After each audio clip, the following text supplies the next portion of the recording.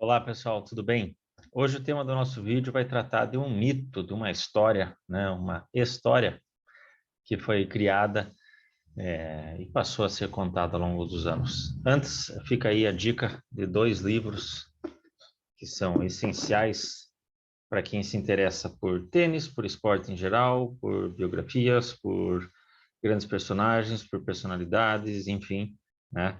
Já até mencionei esses dois livros de forma mais sutil em outros vídeos, esses dois livros, mas fica aí a dica, a biografia do Gustavo Kirten e do André Agassi, ambas escritas por eles próprios, ou pelo menos ditadas por eles próprios, né? E vai ter muito a ver com o que eu vou falar agora, vai ter a ver com esse período do tênis de 98, né, próximo a 99, até 2005, virado para 2006, né? O Guga nasce em 76 e o Agassi nasce em 70, né? Então, portanto, eles não são exatamente contemporâneos.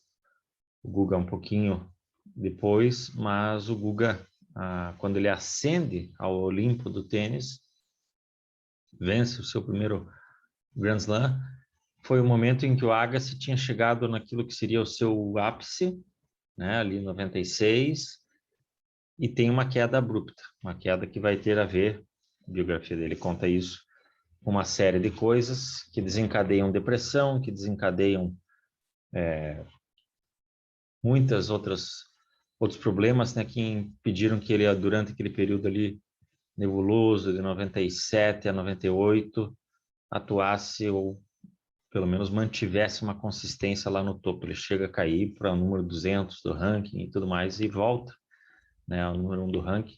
Então, até no vídeo das voltas por cima, eu cito o Agassi como um grande exemplo de voltas por cima, um dos maiores aí da história do tênis nesse sentido. Um jogador que ganhou um monte de coisa, que foi número 1 do mundo e que caiu lá para baixo quando ninguém dava mais nada. Não apenas voltou a vencer Grand Slam, como voltou a frequentar lá no topo e foi número 1 do mundo por um bom tempo. E o Guga começou depois do Agassi, né, encontra o seu início nesse período, mas o Guga vai para o ápice dele, né, ápice técnico dele, no momento em que o Agassi já havia retornado ao topo também, né? Quando eu digo ao topo, não estou falando do número 1 do ranking, mas à elite do tênis, né? É muito famoso, né? A Master Cup de 2000, lá em Lisboa, quando o Guga vence o Sampras e o Agassi no mesmo torneio, e ao ser campeão daquele torneio, ele assume a ponta do ranking, número 1 do mundo, e vai ficar lá por 43 semanas ao todo, né? Somando todo o período dele, desde esse momento ele fica 43 semanas. Então, começando por esse recorte, né? Não vou falar de Guga e de Agassi ao todo, vou citá-los, eles vão ser importantes nessa história, mas falando desse recorte, então. Quando o Guga assume ali o topo, ele havia tirado, né? Ele tirou esse primeiro lugar de um outro jogador, chamado Marat Safin, o russo, que havia vencido o US Open meses antes, contra ninguém menos do que Pete Sampras na final. Então, o Marat Safin chegou ao número 1 do mundo e ao seu primeiro título de Grand Slam, vencendo Pete Sampras, que, somado o seu título de 2002 no US Open, também seria por aí quase uma década o maior vencedor de Grand Slams, né? Somando 14 títulos ao todo, 7 Wimbledon, 5 US Open e 2 Austrália. Nunca venceu Roland Garros, a maior frustração, atleta local da história do esporte, como eu também mencionei em outro vídeo aí, fica a dica para você acompanhar lá. Então o Guga vai trocar algumas vezes, vai alternar brevemente com o Marat Safin, né? O Safin ao todo ele fica em primeiro lugar, acredito que 9 semanas, né? Ele pegou 2, depois mais 6, depois mais 3, alguma coisa assim, né? Ele teve breves stints ali, o Guga um pouco mais longe. Então, entre novembro de 2000 e novembro de 2001, praticamente durante um ano, o número 1 do ranking foi dividido entre Guga, a maior parte do tempo, e ocasionalmente pelo Marat Safin, que chegou lá antes do Guga em termos cronológicos, né? Então, Marat Safin é um nome importante para nós falarmos aqui. O título desse vídeo pergunta se a era Federer foi realmente fácil. Quem vê aqui, eu estou vestindo essa camiseta, já falei sobre o Federer em vários vídeos, um específico dos Beatles do esporte, quem seriam os Beatles do esporte, então acompanhe lá. Eu vou fazer esse vídeo focando no argumento que eu escuto de fato há muito tempo, mas que nos últimos 5 ou 6 anos aí, pelo menos aí, se tornou uma verdade absoluta a ponto de esses nomes que eu vou citar serem considerados, vejam só, veja o tamanho do negócio. Então, para você, quando você conta uma mentira ou quando você vai criar uma história que não é verdadeira, você precisa dar nós, você precisa ir fechando buracos onde essa história vai vazar, onde essa história vai se provar irreal e verdadeira. Então, foram se criando buracos aí, tentando tapar buracos para o argumento de que o Federer dominou, né, foi dominante num período em que os tenistas eram bons, eram ok. Se jogassem hoje, se jogassem nessa era atual, seriam limados, seriam considerados ridículos e etc., né? Enfim. Mas é o que se diz, é o que se diz e fala-se a respeito especialmente do período de 2003 a 2008. Vejam só, para dar essa volta também é preciso, como eu disse, dar outras voltas. Então, o período de 2003, né, 2008. 2003, quando o Federer ganha o primeiro Grand Slam, né, o Wimbledon, e 2008, Wimbledon também em 2008, que é quando o Rafael Nadal não chega a pegar o primeiro ali, né? Ele vai ganhar só na Olimpíada. Então, quando o Nadal vence a Olimpíada, ele assume o número 1 do mundo. Então, entre o primeiro Grand Slam do Federer e a ascensão do Nadal ao número 1 do mundo, foi um período fácil, um período com pouco desafio, em que o único desafio era apenas o Rafael Nadal, e depois nessa segunda metade, e majoritariamente no saibro. Então, quando o Nadal passa a ser um jogador completo, quando o Djokovic vai chegando, o Federer nunca mais conseguiu dominar, né? Nunca mais conseguiu fazer nada, né? É o que dizem esses camaradas aí, inclusive fãs, né? Principalmente fãs, mas também jornalistas especializados. Claro que daí o jornalista especializado ele vai dar uma repaginada nesse argumento, ele vai dizer assim, eu acho que não foi tão imponente, uma era tão imponente quanto essa e etc, etc. É claro que partindo do seguinte, de que o Djokovic, para chegar aos seus 20 Grand Slams, e aí eu vou dizer não aos 20 Grand Slams, mas para igualar o Sampras ali mais ou menos, né, para chegar ao seu, ou para superar o Sampras, né, para chegar em 2019 mais ou menos, ele de fato, ele encara uma dificuldade objetiva, né, direta, maior do que a do Federer e do próprio Nadal. Por quê? O Djokovic lutou e jogou e venceu, não uma nem duas vezes, Federer e Nadal, em Grand Slams, em diferentes Grand Slams, em diferentes pisos, em diferentes momentos. Então, sim, uma coisa é nós dizermos que qualquer outra era, não a do Federer, ou qual que seja, tenha sido mais difícil do que essa. A rigor, essa de fato foi a mais difícil, esse período ali, essencialmente de 2009 a 2015, né? Vamos pegar assim, que foi o momento em que o Federer, o Nadal e o Djokovic, e também ainda o Murray, que foi escalando muito, né? Mas também o Murray eram tenistas que encontraram o seu melhor nível nesse período todo. Então, observando dessa maneira, sim, é incontestável que o período em que o Djokovic vence 3 Grand Slams de 2011, um em 12, um em 13, um em 14, 3 em 15, mais 2 em 16, portanto, somando 8, 11 Grand Slams, né, nesse período de 6 anos, um total de 24 Grand Slams disputados, ele venceu metade. Então, observando assim, de fato, ele teve o mais difícil dos desafios, porque ele pegou o Nadal e Federer, não no da melhor forma, mas em momentos das suas melhores formas, e também um Murray muito bom, além dos outros que sempre apareceram em todas as eras, caras super imponentes, importantes, que no seu dia, em determinados momentos, podiam derrotar qualquer um dos quatro, e não apenas num dia legal, mas quando eles encontravam o seu momentum, de fato bom, Juan Martín del Potro e Stan Wawrinka, especialmente, poderiam vencer qualquer um deles, inquestionavelmente. Mas o Djoko aí, após o seu hiato, né, de 2017, que ele vai fazer tratar da lesão, ele começa a retornar. 2017 foi um ano que ele não ganhou nada, acho que nem mal ganhou a ATP 500, sem dúvida.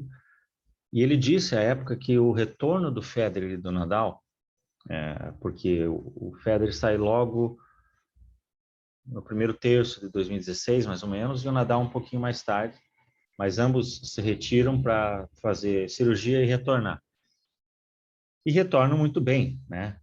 Você pega de 2017 a 2018, os primeiros 6 Grand Slams, né? Os 4 de 2017, os primeiros 2 de 2018, eles são vencidos por Federer, Nadal, Federer, Nadal, Federer, Nadal. Então foi um glimpse, né? Foi um momento ali de relembrança daquele período de 2006 a 2008, essencialmente.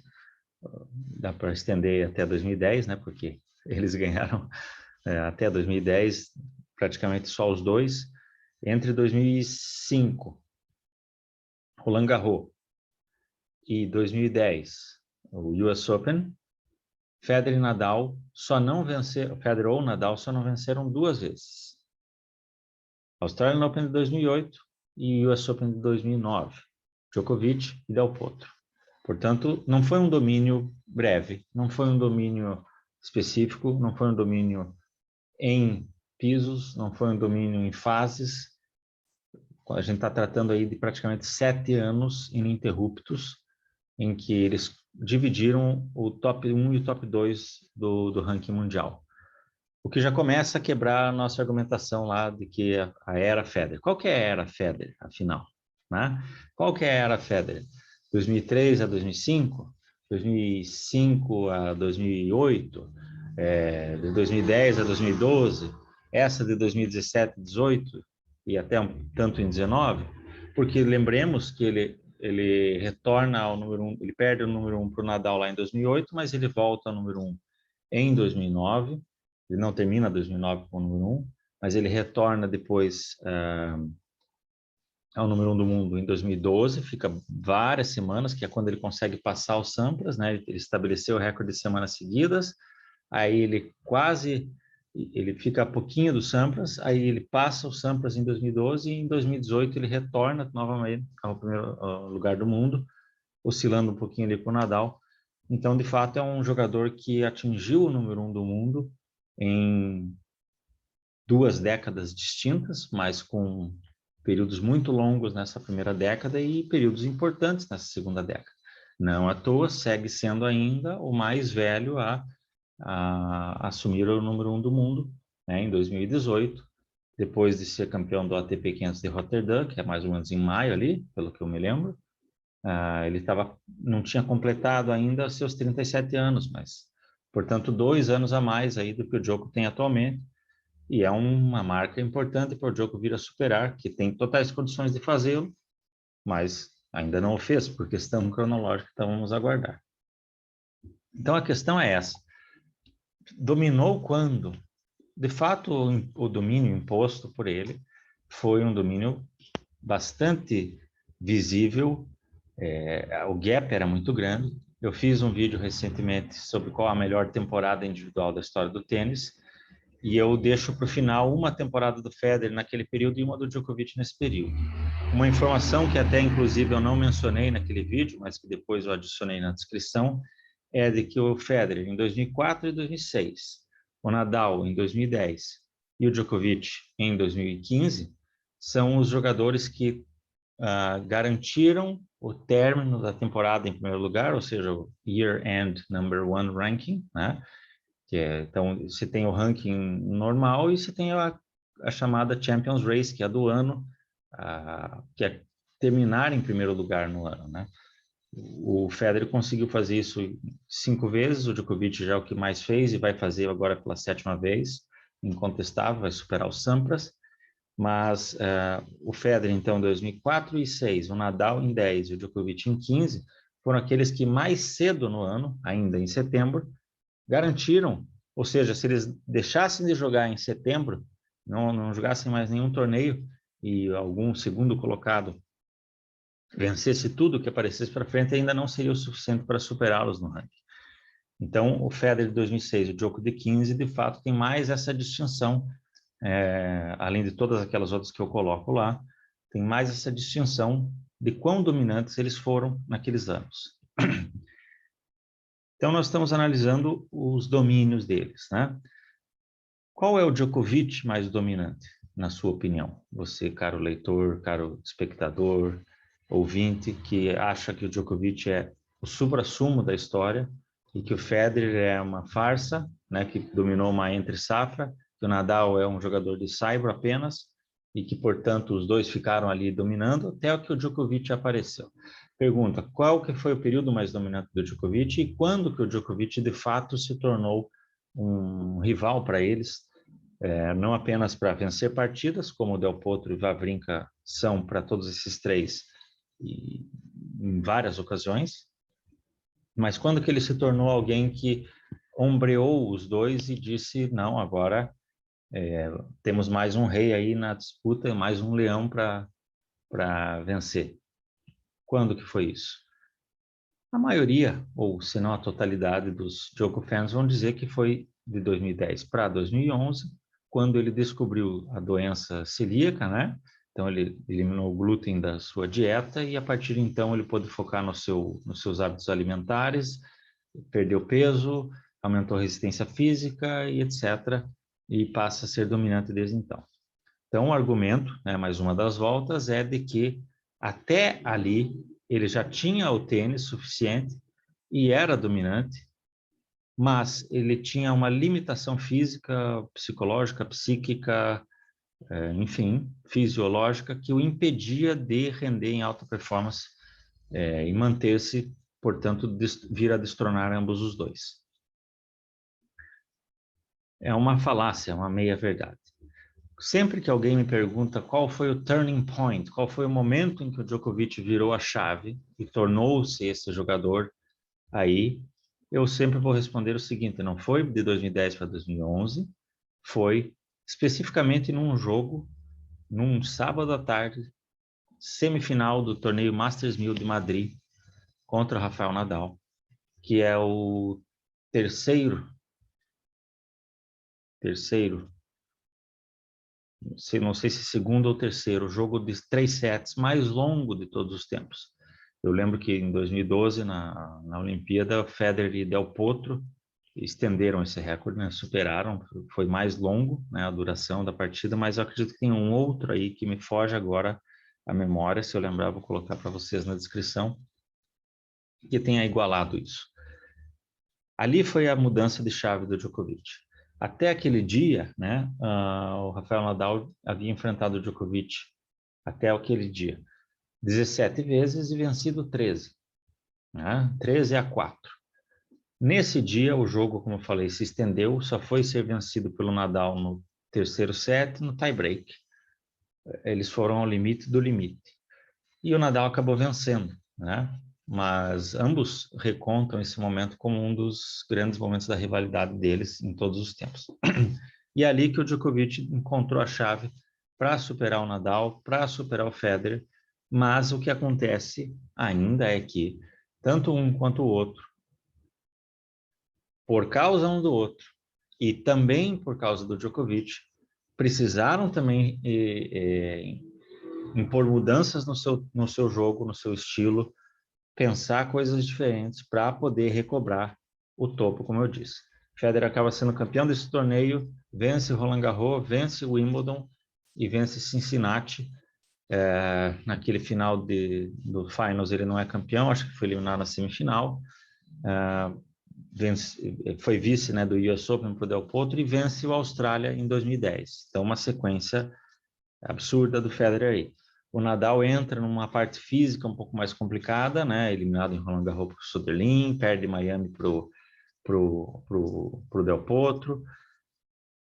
Em Indian Wells, contra o Nalbandian, consegue uma virada hercúlea, mas já estava dando sinais claros.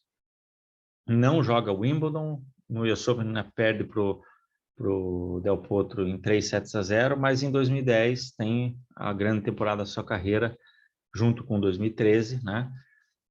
Mas 2010, em termos de ranking de Grand Slams, sequência, foram 3 Grand Slams vencidos e terminou o primeiro lugar em setembro. Então ali foi a mudança do Djokovic. Tem também, nessa sequência desse jogo de Madrid, um jogo que muita gente lembra também, na verdade foi até um pouco antes, eu acredito que antes, né? Ou depois, enfim.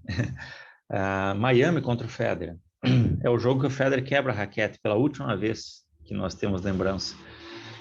Coisa que ele já não fazia havia anos, e naquele dia ele fez. Então o Djokovic estava encontrando uma forma ali de romper essa barreira do Federer e do Nadal. Ele encontrou naquele primeiro semestre de 2009. Ou mais, porque só em 2011, é que ele vai conseguir atingir o topo e vai conseguir passar a ser mais consistente e mais dominante. Tem muito mais a ver com ele também ir melhorando, mas principalmente a ver com os dois que já chegaram aos seus limites. E aí, quando eu digo limite, eu não estou falando assim, não, a partir dali eles já entraram em decadência ou a partir dali eles já não tinham mais motivação. Não estou inventando nenhuma situação, estou dizendo que eles também foram a limites e que esse limite que eles foram impondo ao longo das décadas foi cada vez sendo mais elevado e o Djokovic começou a seguir isso e também foi elevando, né? Não é difícil entender isso. Aí o que vem na sequência desse 2011? O Djokovic vence as primeiras 43 partidas, um recorde absoluto aí de início, né? Junto com John McEnroe, lá em 84, 81, 84. Ele acaba não tendo uma sequência de 2011 que fez jus a esse início. Não, ele não foi mal na sequência de 2011, ele foi fabuloso. Mas ele, por exemplo, não ganhou o Finals, ele foi eliminado na fase de grupo do Finals, e por aí vai, né? Aí de 2012 a 2014, pessoal, a gente vive um momento em que o Murray também veio ascendendo. O Murray aparece ali em 2006, 2007, 2008 chega na final do US Open contra o Federer, 2010 perde a final do Australian Open para o Federer, mas 2012 é o momento dele, é o momento em que ele começa essa ascensão, e essa ascensão se revela em 3 torneios sequenciais. Ele perde Wimbledon para o Federer, né, a final de Wimbledon, 3-1, vence em Wimbledon, em 5 sets, a final contra o Federer, dos Jogos Olímpicos, e vence o US Open contra o Djokovic. Então, é em 2012 que o Murray chega e fala para eles, agora de fato eu sou parte desse grupo. Porém, esse lifetime do Murray lá no topo vai durar até 2016, virada para 2017. 2016 ele tem uma das grandes temporadas de todos os tempos, uma das melhores, que seria considerada uma das melhores ainda se não houvesse Federer, Djokovic e Nadal. Mas, de fato, depois de 2016, o Murray não pertence mais a esse nível em termos de consistência. Pertence lá a esse nível com o jogo, pertence a esse nível com importância para o tênis e tudo mais. Então, ele é certamente o 4º maior jogador desse período aí, desses últimos 15, 20 anos, e eu chamei, inclusive, ele de jogador mais subestimado da história. Mas ele nunca houve um Big Four.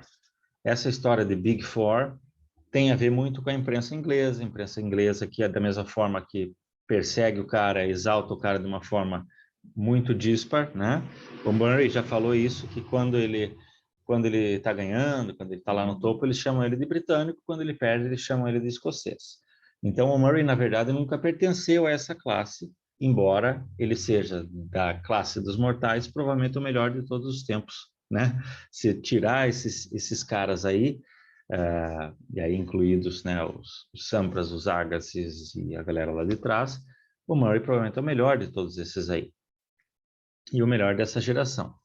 Os outros dois melhores eu já vou falar. Geração, né? Porque eu vou também tentar estabelecer para vocês o que é essa ideia de geração em tênis aí, que nós estamos encontrando essa dificuldade, dada essa pequena descrição que eu fiz. 15, 20 anos você vem falar em era. Não dá para você definir uma era, principalmente chamando uma era pelo nome de um jogador. Mas o Murray, então, em 2016, tem o seu último grande ano, que foi um baita de um ano.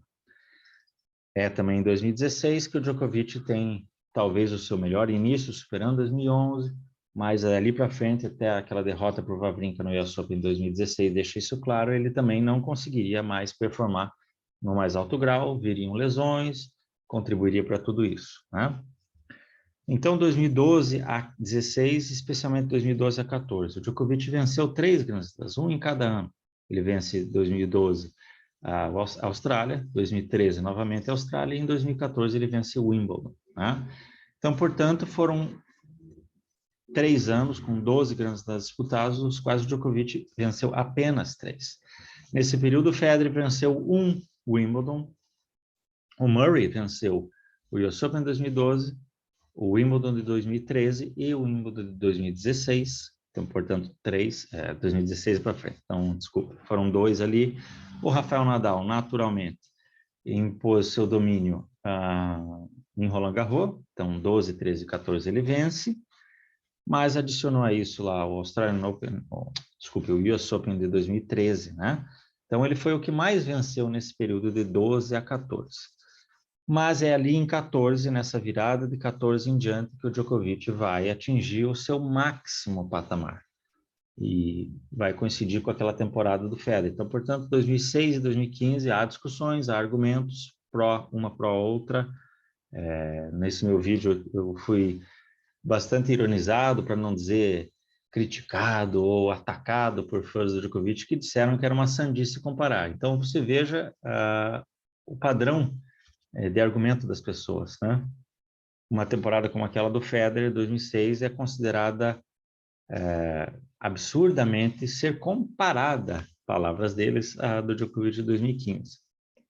Mas o Djokovic encontra, de fato, o seu ápice e uma das melhores performances individuais de todos os tempos no ano de 2015. Porém, nesse ano de 2015, especialmente, né? Vamos pegar então o final de 2014 até o comecinho de 2016, que é o ápice do Djokovic com performance, né? Nesse período todo, o Federer é o único jogador que conseguiu bater o Djokovic. É verdade, que nos grandes momentos, nos maiores momentos, o Djokovic saiu vencedor, mas é verdade, que nesses maiores momentos ele não saiu vencedor de forma dominante, ou seja, não entrou lá para quebrar. Dominar, por exemplo, é o que o Rafael Nadal fez em Roland Garros ao longo de tanto tempo. Dominar é o que o Federer fez em Wimbledon durante tanto tempo. Dominar é o que o Djokovic fez e até então segue fazendo no Australian Open. Ou seja, quando entra e você fala, não existe outra possibilidade de alguém vencer. A gente sabe que vai ser, eventualmente vai vencer por 3-0. Né? Numa final de Grand Slam por 3-0 é o ápice aí do que é domínio. O Djokovic, nesse período, ele só encontra essa barreira no Roger Federer. Federer vence 3 partidas em 2014, vamos contar ali mais para o final, então as 2 últimas ali em 2014 e outras 3 em 2015. Foram partidas em Dubai, foram no ATP Finals na fase de grupos, foi semifinal de Masters, foi eventualmente alguma final de Masters. Nas finais de Grand Slam, o Djokovic sempre saiu vencedor, mas tem 2 jogos muito importantes em Indian Wells, né? As finais de Indian Wells 2014 e 2015 acho que são definitivas para entender quanto o Federer estava jogando e quanto o Djokovic estava jogando naquele período. Acho que se você quiser entender quanto o Federer estava performando naquele período, com seus 33 a 34 anos, e o Djokovic com seus 27 e 28 anos, que foi o melhor Djokovic, e quão bom o Federer estava naquele período, as finais de Indian Wells de 2014 e 2015 são o resumo perfeito. Eu vou deixar para vocês essa sugestão. Tem todas as finais de Grand Slams e todos os grandes embates, mas esses 2 para mim são definitivos. Ali você tem várias coisas. de quanto o Djokovic estava encontrando respostas para o Federer, mas como o Federer ainda encontrava algumas caixinhas de surpresa para pelo menos prolongar essa agonia. O Federer tem uma definição muito interessante com relação ao Djokovic na semifinal do Australian Open de 2016, que jogar contra o Djokovic estava sendo, né, você estancar uma hemorragia. De fato, você procurava respostas e o Djokovic vinha com alguma coisa de algum lugar inesperado. É esse nível que o Djokovic impôs de 2014, segundo semestre, a 2016, primeiro semestre no tênis. E é esse jogador que o Federer, eventualmente, conseguiu bater. É praticamente o único jogador além do Federer, que venceu mais de uma partida contra o Djokovic nesse período todo foi o Stan Wawrinka, que ganhou 2 partidas do Djokovic. Australian Open em 2014 e a final de Roland Garros de 2015. Foi o único jogador que conseguiu encontrar alguma coisa. O Federer, na soma desse período que ele esteve ativo, desse 2014, 15 e 16 do Djokovic, ele venceu 6 jogos, né? Então, por aí você já vai entendendo um pouco. Mas tudo isso que eu estou dizendo para vocês é para nós voltarmos àquele período em que o Guga acabara de ascender ao topo do ranking e aquele período em que o Agassi recobrara o topo do ranking. Estamos falando de um período em que o Federer estava iniciando a sua jornada no tênis, né? Ele começa profissionalmente em 98 e vai escalando. Em 2000 ele chega às suas primeiras finais, em 2001 ele ganha os seus primeiros títulos e em 2002 é que ele se torna um jogador. Em 2001, além dos primeiros títulos, ele venceu o Sampras, né?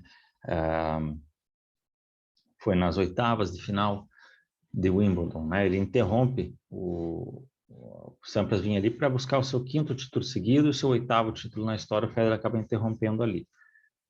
Mas é em 2002 que ele chega num melhor nível para começar a discutir com o topo do ranking do mundo. Nesse ano de 2002, 4, vamos pôr 4. Nesse ano de 2002, o Federer vence o Guga em Hamburgo, né? Eles jogaram 3 vezes ao longo das suas carreiras, o Guga venceu 2 e o Federer venceu essa primeira em Hamburgo.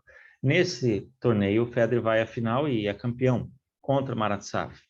Ele faz também a final de Miami contra o André Agassi e é derrotado. E ele chega pela primeira vez na ATP Finals, no Masters Cup.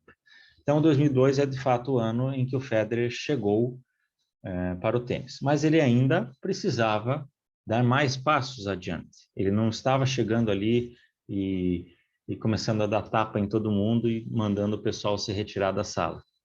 Quem estava ali nesse período todo, como eu disse, quem estava dominante, quem era número 1 do mundo, e que foi número 1 do mundo por 1 ano e meio, aproximadamente, quase 2 anos, 1 ano e meio, né?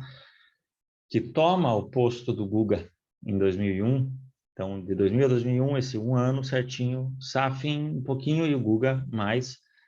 Quem toma esse posto foi Lleyton Hewitt, jogador australiano.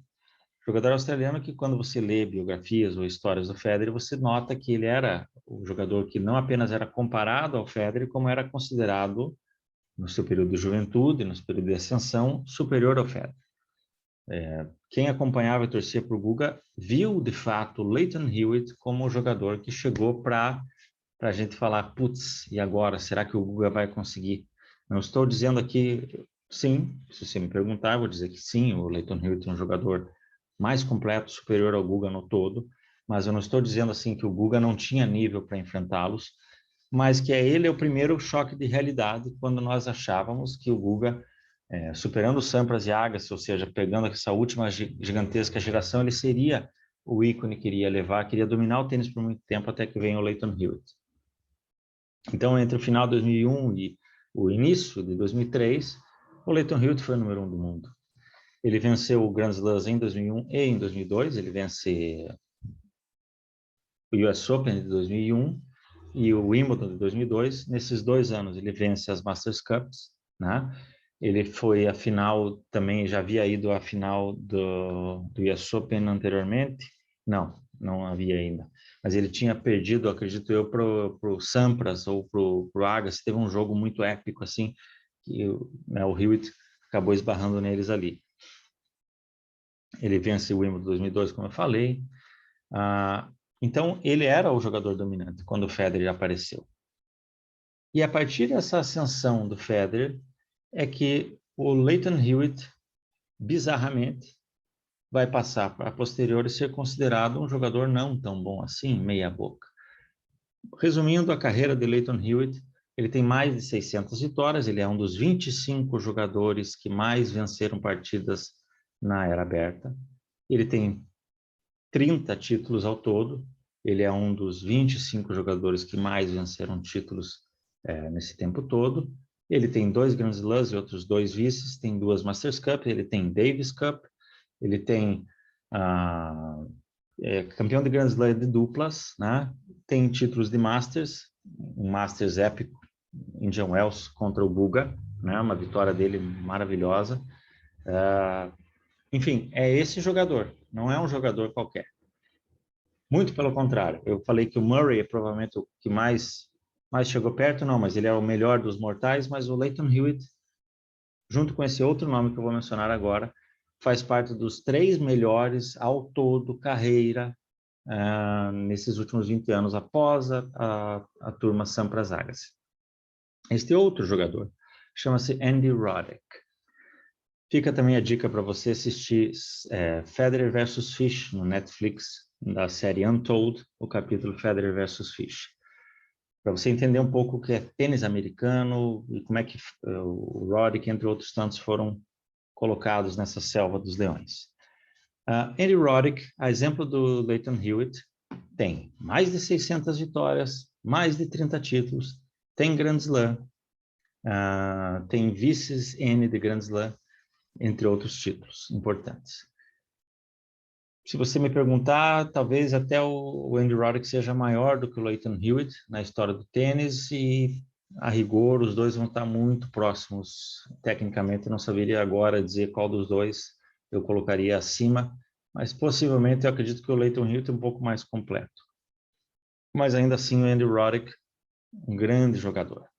E, de novo, a visão que se tem dele, do próprio Hewitt, entre outros jogadores aí, que eu vou até lembrar alguns para vocês, é uma visão do período posterior, né, da segunda metade, quando o Nadal já havia atingido o seu ápice, e o Djokovic também já estava chegando, e por ser, de fato, um jogador pertencente a esse Mount Rushmore, a esse Beatles da história do tênis, ele é um dos 4 maiores de todos os tempos, independente da posição que você coloque. Então, você tem 3 dos maiores de todos os tempos do tênis competindo juntos. E aí toda a galera em volta, se não for por lesão de algum dos dois, se não for por algum outro fator que tire um dos dois da jogada, eles, além disso, têm que encontrar o seu melhor. E o que acontece é que a visão que muitos têm a respeito do Roddick e do Hewitt é essa visão de quando eles já não conseguiam mais lutar contra esses 3, achando que aquela era a realidade deles, e o que acontecera antes, quando sabem o que aconteceu antes, foi mera questão conjectural. Portanto, se esses caras conseguiram Grand Slams, foram o número 1 do mundo, né? Andy Roddick foi número 1 do mundo durante 13 semanas ao todo, ele termina 2003 como número 1 do mundo, o Lleyton Hewitt termina 2001 e 2002 como número 1 do mundo, 75 semanas ao todo. Fica a pergunta, então eles que eram, na verdade, são, na verdade, muito ruins, ficaram ali esses 3 anos esperando o Federer chegar. Talvez seja isso que as pessoas pensam, né? Enfim, se é isso, eu lamento muito. O Federer é responsável direto para que Lleyton Hewitt e Andy Roddick, e, em último caso também Marat Safin, não sejam vistos como ainda melhores do que foram e do que são na história do tênis. Incluiria ainda outros nomes como Tommy Haas e o grande David Nalbandian, que foi no talento, esses jogadores todos, eles tinham bola para enfrentar qualquer dos jogadores, inclusive Federer, Nadal e Djokovic, de fato venceram eles várias vezes. Curiosidade, o Andy Roddick tem um head-to-head favorável com relação ao Djokovic. Ele tem mais vitórias do que derrotas contra o Djokovic. Nalbandian contra o Nadal sempre causou problemas homéricos para ele. Madrid 2007, Nalbandian venceu os 3 no mesmo torneio e por aí vai. Temos ainda Juan Carlos Ferrero, que foi o jogador também do período Guga. Após Guga, ele é um pouquinho mais velho do que Federer, Roddick e Hewitt, acho que ele é de 78, 2 anos mais velho, que atingiu o número 1 do mundo, foi número 1 do mundo por algumas semanas ali ao longo de 2003, foi vice de Roland Garros e campeão do US Open 2003.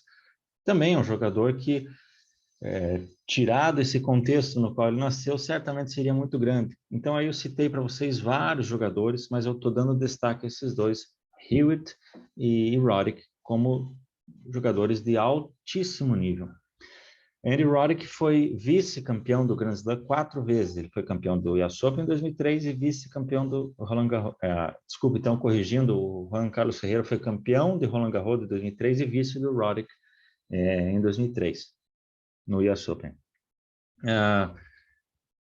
O Federer é responsável direto por essas derrotas desses caras, porque o Roddick foi à final do Wimbledon em 2004, 2005 e 2009, as 3 contra o Federer.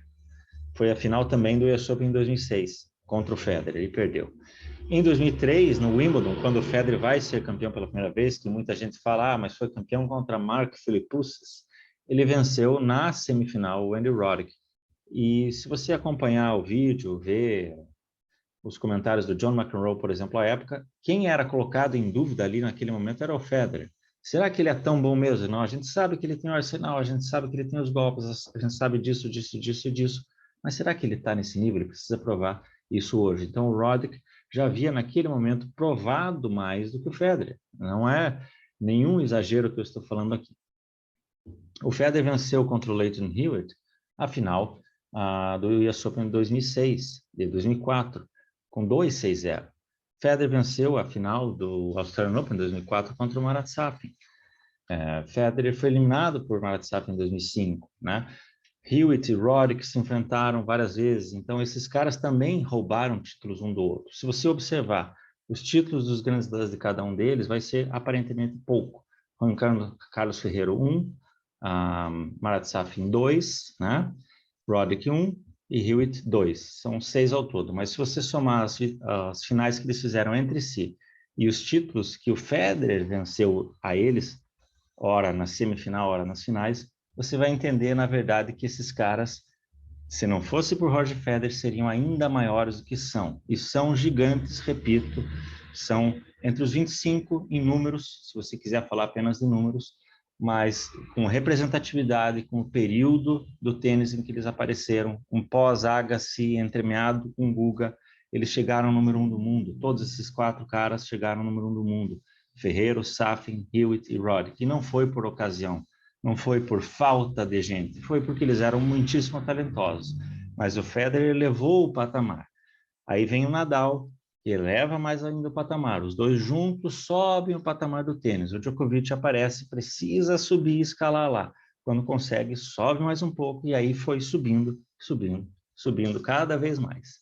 Então, não pense que ter 3 dos maiores jogadores de todos os tempos de uma modalidade, 3 dos maiores atletas de todos os tempos de uma modalidade, sendo contemporâneos, significa que os outros jogadores eram fracos. Na verdade, infelizmente, para esses jogadores, eles nasceram na época errada, porque certamente um Roddick, um Hewitt, o Guga, entre outros tantos, teriam 6, 7, 8, 10 grandes slams, se eles tivessem nascido um pouquinho antes, um pouquinho depois de encontrar com o Federer, por exemplo, né? O primeiro, que é o caso específico que eu estou tratando aqui. E para falar de Agassi, pessoal, Federer venceu sua primeira Masters Cup contra ele, venceu ele no US Open em 2004, nas quartas de final, venceu a final do US Open em 2005 contra ele, entre outros grandes momentos. Mas aí, é claro, que o pessoal vai reconhecer que a Agassi é um dos maiores de todos os tempos.